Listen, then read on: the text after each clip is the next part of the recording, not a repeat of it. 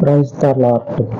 మన రక్షకుడు పరిశుద్ధుడు యేసుక్రీస్తు వారి శక్తి కలిగిన నామమున ఈ రోజున దేవుని వాక్య ధ్యానంలోకి ప్రతి ఒక్కరికి మన రక్షకుని పేరిట ప్రైజ్ ద లార్డ్.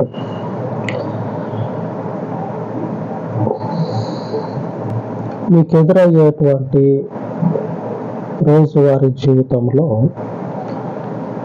మీకు కనిపించేది వినిపించేది ఏదైతే ఉంటుందో వాటికి మీరు తలొగ్గినట్లయితే, వాటిని మీరు హృదయంలో పెట్టుకొని వాటి ప్రకారంగా జీవించడం మొదలుపెట్టినట్లయితే దేవుని అమూల్యమైనటువంటి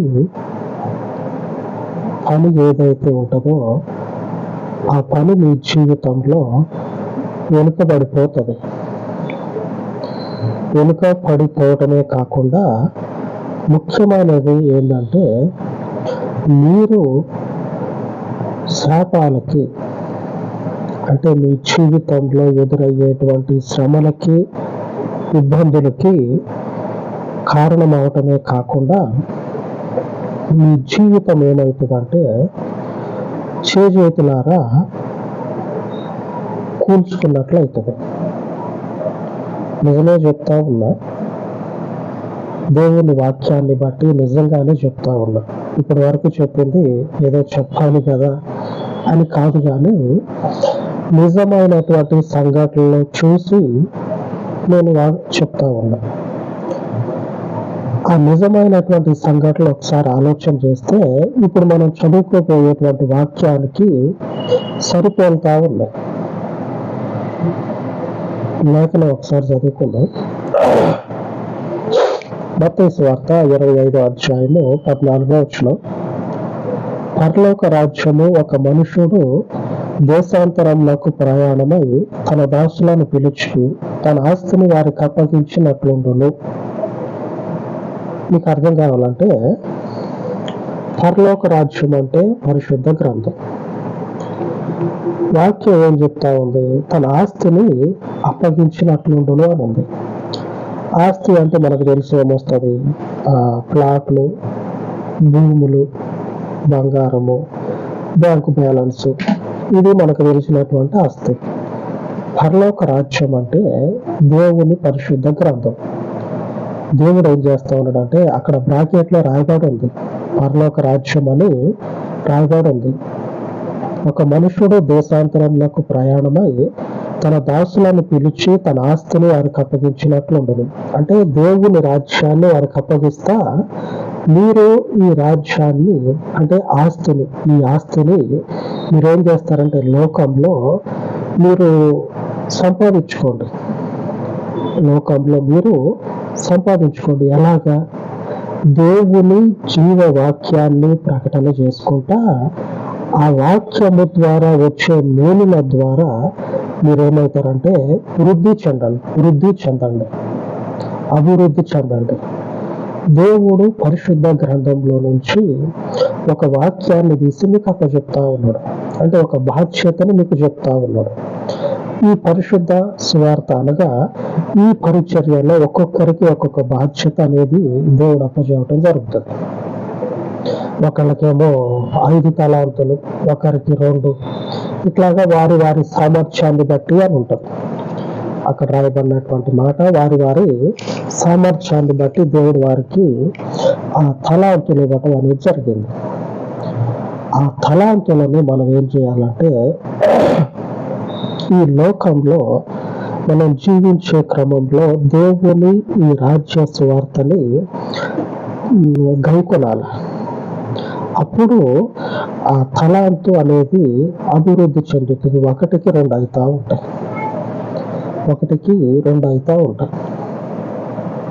ఇట్లాగా దేవుని సువార్తను ప్రకటించే ఈ క్రమంలో అనేకుల పరిస్థితి ఎట్లాగుందంటే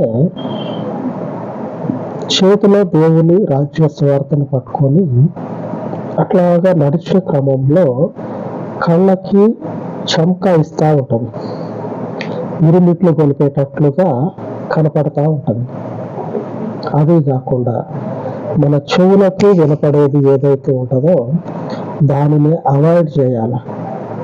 దాన్ని ఏం చేయాలంటే తోసేసేయాలి. అప్పుడు మనకి ఈ ప్రతిఫలం అనేది వృద్ధి చెందటం జరుగుతుంది. దేవుని యొద్ద నుంచి ప్రతిఫలాన్ని పొందుకున్నాం. ఒక 5 తలాంతులు తీసుకున్నాం.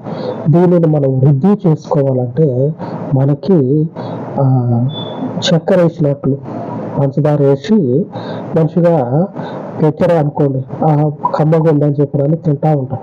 ఇటువంటివి మన కళ్ళకు కనపడతా ఉంటాయి. మన కళ్ళు మన జీవితం అనేది తప్పిపోయేటట్లుగా మన కళ్ళకు కనపడతా ఉంటాయి. మంచిగా లోకంలో ఉండేది ఏదైతే ఉంటుందో దానిని మనం కనుక అనుసరించటం మొదలుపెట్టినవే అనుకోండి, ఆ కళ్ళకి ఇంపుగా ఉన్నదాన్ని చూసి అనుసరించటం మొదలుపెట్టినమే అనుకోండి, మన భవిష్యత్తు అనేది అంధకారంలోకి పోతుంది. వెనుక ఉన్నటువంటి వారి జీవితాలు చెవులకి మనకి ఎప్పుడు కష్టమైన మాటలు వినపడితే బాగుపడుతుంది. సొంపుగా ఉన్నాయి అనుకోండి, వినసొంపుగా ఉన్నాయి అనుకోండి, ఆ జీవితం పాడైపోయినట్టే. ఆ జీవితం అనేది పాడైపోయినట్టే. ఎవడైతే మీ జీవితాలకి, శరీరాలకి, మీ కుటుంబాలకి, మీ భవిష్యత్తుకి ఒక్కొక్కసారి మంచి కనపడుతుంది, చెడు కనపడుతుంది. చెప్పేటువంటి మాట హెచ్చరికగా ఉండాలా. ఆ హెచ్చరిక అనేది మీ జీవితంలో మిమ్మల్ని భయాన్ని తెచ్చేటట్లుగా ఉండాలి. అప్పుడు వినపడే మాట సరి అయినటువంటి మాట. ఆమె ఎవరైతే హెచ్చరిక చేస్తా ఉన్నారో ఆ హెచ్చరిక మనం వింటే భయం పుట్టాల. అది సరైనటువంటి మాట. తీయగా మాట్లాడి మనిషికి తెలియకుండానే వారి ప్రాణాన్ని తీసేటువంటి మాటల్లో మనుషులు కూడా పోగయ్యారు. ఆ దుర్మార్గుల యొక్క ఊబి నుంచి మనము క్షేమం కలిగి ఈ పరలోక రాజ్యాన్ని మన జీవితంలో మనము గైకొన్నట్లయితే మనకి ఇవ్వబడినటువంటి తలాంతు, మన చేతిలో దేవుడు మనకి ఏదైతే ఇచ్చిండో, మన రక్షకుడు అయినటువంటి ప్రభువు ఏదైతే మనకు దయచేసిండో దానిని మనము నిలుపుకున్నట్లయితే ధన్యత కలుగుతుంది. ఈ స్థితిని ఆ వినసొంపైనటువంటి మాటలకి జీవితాన్ని, ఆ చెవుల్ని మొత్తాన్ని అప్పచెప్పి ఒక అన్న కావచ్చు, ఒక అక్క కావచ్చు, నిండా మునిగిపోయారు. అన్నీ ఒకడు మన కళ్ళ ముందు ఉన్నాడు. వాడు తీయగా చెప్తా ఉన్నాడు. ఈరోజు చెప్తాడు, రేపు చెప్తాడు, ఆ మరునాడు చెప్తాడు. ఇట్లాగే ఎల్లకాలం చెప్తాడా? ఆలోచన చేయండి. మనల్ని సంతోషపెట్టే మనిషి ఎల్లకాలం మనల్ని సంతోషపెడతాడా?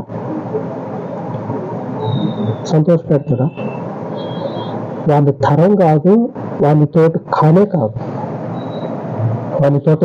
కాదు. ఇట్లాగా మాటలు చెప్పి ఇట్లాగా జీవితాలను కూల్చేటువంటి దుర్మార్గుల నుంచి బయటికి రావాలా? మనం ఎక్కడున్నాం? మనకి అప్పచెప్పబడినటువంటి బాధ్యత ఏంది? మనం గైకొనాల్సినటువంటి మన పని ఏంది? ఆయన ఆకాశమందలి దేవుడై ఉండి గొప్ప అనేటువంటి పేరుకి ప్రతిరూపంగా ఉన్నటువంటి వారిని కాదని అక్కడెక్కడో మూలకి నక్కి బతికేటువంటి మనల్ని పిలిచి ఈ పరలోక రాజ్యాన్ని అప్పచెప్పినటువంటి దేవుణ్ణి మనం అనుసరించాలి. అంతే కదా? దేవుడు మనకి ఇచ్చినటువంటి ఈ బాధ్యతని, మన స్థితి ఏంది, మనం ఎక్కడి నుంచి వచ్చినాం, మనకంటే మించిన వారిని కాదని ఆయన మనకిచ్చినటువంటి ఈ పనికి ఒక అర్థం తీసుకురావాలి. ఆయన ముందు కనపడనటువంటి మంచి వస్తువు అనేది ఏదీ లేదు. వాడు సాతాను గాడు వచ్చి అన్నిటినీ చూపించి, నువ్వు నాకు మొక్కినవా, నీకు అన్నీ ఇస్తా, కమా మొక్కేసి అని చెప్పానని అంటే, యేసు ప్రభు వారు ఆకాశమందలి దేవుడు. ఆయన తప్పించి మరొకరికి మొక్కటం అనేది కానీ, ఆ ఆలోచన అనేది కానీ, అటువైపు కూడా, ఆ ఛాయల వైపు కూడా నేను పోను అని సమాధానం ఇస్తే ఈడ్చుకొట్టినట్టు అయింది సాతానికి. ఈ హృదయ స్థితిని కలిగి ఉండాలి. ఆమె దేవునికే స్తోత్రం కలుగును గాక. ఇట్టి హృదయాన్ని కలిగి ఉండాలి. ఆయన మనకు అప్పచెప్పినటువంటి బాధ్యతయే మన జీవితాలకి కలిగిని తీసుకొని వస్తుంది. చేతిలో ఉన్నది ఈ గ్రంథం కాదు, ఆస్తి ఉంది. ఈ గ్రంథాన్ని మనం గైకొన్నట్లయితే ఈ గ్రంథంలో నుంచి ఆస్తి అనేది మనకు సమకూరుతుంది, భౌతికంగా అలాగనే ఆత్మీయంగా కూడా. ఆస్తి అంటే ఆత్మీయంగా కూడా వస్తుంది, ఒక భౌతికంగానే కాదు. అందరూ కూడా ఆస్తి అంటే ఆ డబ్బుల వైపే పోతుంది అందరి హృదయాలు. మా అందరికీ తెలిసిందే కదా. పరలోక రాజ్యము ఒక మనుషుడు దేశాంతరం పోయినట్లు ఉంటుంది. అదే పరలోక రాజ్యాన్ని ఆయన పనివారికి అప్పచెప్పి మీరు బాధ్యతని గైకొనండి అని చెప్తే, గైకొన్నవాడేమో అన్నిటి మీద అధికారి అయ్యి ఉన్నాడు. అన్నిటి మీద. ఆమె దేవునికి స్తోత్రం. అనేకమైన వాటిని మీద దేవుడు నియమించున్నాడు. అపాయింట్మెంట్ లెటర్ ఇస్తా ఉన్నాడు. ఈ పరిస్థితి కాకుండా మరొక పరిస్థితి మీకు ఎదురైతే, చెప్పే కదా, కళ్ళకు కనిపించేదైనా చెవులకు వినిపించేదైనా సరే దానిని అవాయిడ్ చేసేయాలి, దాన్ని పక్కకి నెట్టేసేయాలి. అది మన జీవితానికి కీడుని తెచ్చి పెడుతుంది. ఆ కీడుకి ఈరోజు అనేకులు బలైపోయారు. ఆయన వాక్యాన్ని గైకొంటే, ఆయన ఇచ్చినటువంటి మార్గంలో నిలబడినట్లయితే నిర్లక్ష్య పెట్టాలి. కళ్ళకు కనపడేదాన్ని, చెవులకు వినపడేటువంటి దాన్ని నిర్లక్ష్య పెట్టాలి. అప్పుడు మనకి సమృద్ధి కలుగుతుంది, ఆశీర్వదించబడుతుంది. ఆయన వాగ్దానము ఈరోజు సెలవిస్తూ ఉంది. దేవుని యొక్క ఈరోజు వాక్య ధ్యానము నిర్గమకాండం 34:11. నేను నీకు ఆజ్ఞాపించు దానిని అనుసరించి నడువుము. ఈరోజు నేను నీకేమి ఆజ్ఞాపించానో దానిని మాత్రమే అనుసరించి నడవాలి. జాగ్రత్త సుమా. దానిని అనుసరించి నడవకపోయినవా నీ జీవితానికి కష్టాలు, కడగండ్లు, కన్నీరు, ఇంకా నువ్వు ఏవైనా అనుకో, అవన్నీ కూడా వద్దన్నగానే వచ్చి పడతాయి. ఆయన ఆజ్ఞాపించినటువంటి దానిని అనుసరించి నడవాలి. ఈ అనుసరించి నడిచేటప్పుడు ఎన్నో ఎదురైతాయి.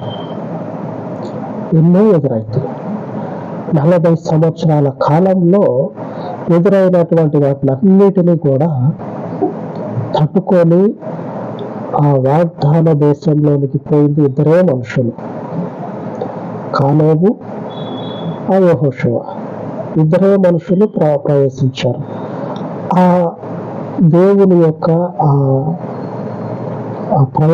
ప్రయాణం ఏదైతే ఉందో, దేవుడు వారి కొరకు ప్రయాసపడినటువంటి ఆ ప్రయాణ కాలంలో వారి యొక్క ప్రాణాలు, ఆత్మలు చూసినటువంటి దాన్ని, విన్నటువంటి దాన్ని ఆశించి వాటిని కోరుకొని దేవుడు చెప్పినట్లుగా నడవకుండా నశించిపోయారు. ఆయన చెప్పినట్లుగా నడిచినటువంటి ఇద్దరే మనుషులు లక్షల కాల్బలం అని రాయబడి ఉంది. లక్షల మంది ప్రయాణం అయితే ఇద్దరు బంధువులకు ప్రవేశించారు. మిగిలినటువంటి మొదట ప్రయాణమైనటువంటి వారు ఎవరైతే ఉన్నారో వారిలో నుంచే ఇద్దరు ప్రవేశించారు వాగ్దాన దేశంలోనికి.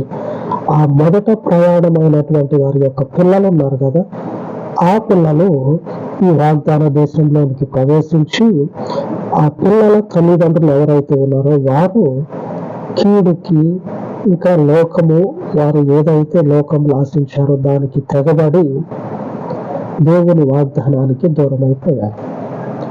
ఆయన మనకు ఆజ్ఞాపించిన దానిని అనుసరించి మనం నడవాలి. నడుచుకుందాం. ఏదైనా సరే గుర్తుపెట్టుకోండి, ఆయన జీవ వాక్యము ముందు ఎక్కువ కాదు, కాలి కింద అనగదొక్కాలి. ఆయన జీవ వాక్యము ముందు మనకు లోకంలో కనపడేది ఏదైతే ఉంటుందో అవన్నీ కూడా మన పాదాల కిందనే. మన హృదయంలో ఆయన వాక్యము, మన మార్గంలో ఆయన యొక్క నడక. ఆయన చూపించినటువంటి తోవయే మనకి క్షేమాన్ని తెచ్చిపెడుతుంది. అలాగే ప్రార్థించుకుందాం. పరిశుద్ధుడా, కృపగలిగిన తండ్రి, ఉదయకాలమందు మీ పాదముల యొద్ద ప్రార్థిస్తూ ఉండగా మీ శ్రేష్టమైనటువంటి జీవము కలిగిన ఈ మార్గమును తండ్రి భయభక్తులు కలిగి కంటికి చెవులకు కనపడి వినపడే ప్రతి లోకమందున్నటువంటి మీకు విరోధమైనటువంటి వాటిని అన్నిటిని కూడా త్యజించి వాటిని తండ్రి విసిరివేసి మీ వాక్యము సెలవిచ్చినట్లు నీవు ఆజ్ఞాపించిన దానిని అనుసరించి గైకొనుటకు ఈ పరిచర్యను అనుసరించుచు ఉన్న సహోదరులను, సిస్టర్స్ని, వారి కుటుంబాలను జ్ఞాపకము చేసుకుని ఈ జీవ వాక్యము చేత వారి ప్రాణాత్మ దేహాలను అభిషేకించమని, మీ మార్గమును విడిచి తొలగే పరిస్థితి ఏదైతే ఉంటుందో ఆ పరిస్థితిలో ఈ పరిచర్యకి నిబిడలందరికీ చాలిన దేవుడవుగా ఉండి మీ చేతి నీడలో శాశ్వత కాలము మమ్మను భద్రపరచమని మీ కృపగలిగిన నామమునకు తండ్రి ఈ మనవులను ప్రతిష్ఠించి యేసు నామమున వేడుకొనుచున్నాను తండ్రి. ఆమేన్, ఆమేన్. మన పరిశుద్ధుడు నిత్యము మనకు తోడయ్యుండి మనలను నడిపించును గాక. ఆమేన్, ఆమేన్.